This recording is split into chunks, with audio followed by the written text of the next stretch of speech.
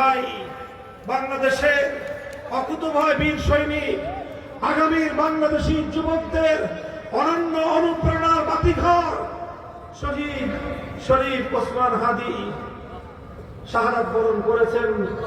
এটা একদিকে আমাদের জন্য শোক সংবাদ, আরেকদিকে এটা আমাদের জন্য আনন্দের সংবাদ যে এক ভাই শাহাদাত বরণ করেছেন। যে জাতি শাহাদাত বরণ করতে শিখে, যে জাতির যুবকেরা দেশের জন্য, জাতির জন্য, সত্যের জন্য, ইনসাফের জন্য জীবন দিতে শেখে, সেই জাতিকে পৃথিবীর কোন শক্তি দাবায় রাখতে পারে না। আমাদের ভাই শহীদ হয়ে গেছেন, আমাদের তার প্রতি দায়িত্ব কর্তব্য আছে না নাকি? বলেন আছে না নাকি?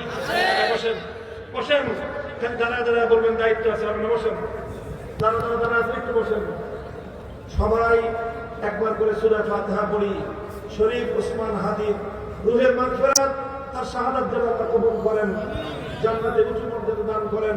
তার শোক সন্তপ্ত পরিবার পরিজন, তার মাসুম বাচ্চার যে দায়িত্ব আল্লাহ নিজে গ্রহণ করেন। একবার সূরা ফাতিহা পড়বেন, 3 বার সূরা ইখলাস পড়বেন।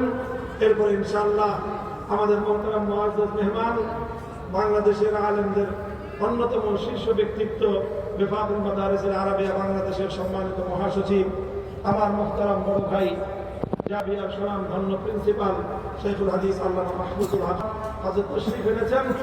ইনশাআল্লাহ তিনি দোয়া করবেন। এই দোয়া করে ইনশাআল্লাহ আমরা সবাই যাব। ঠিক আছে তো? ইনশাআল্লাহ কেউ উঠবেন না। সূরা ফাতিহা, সূরা ইখলাস পড়তে থাকেন। কথা শুনুন।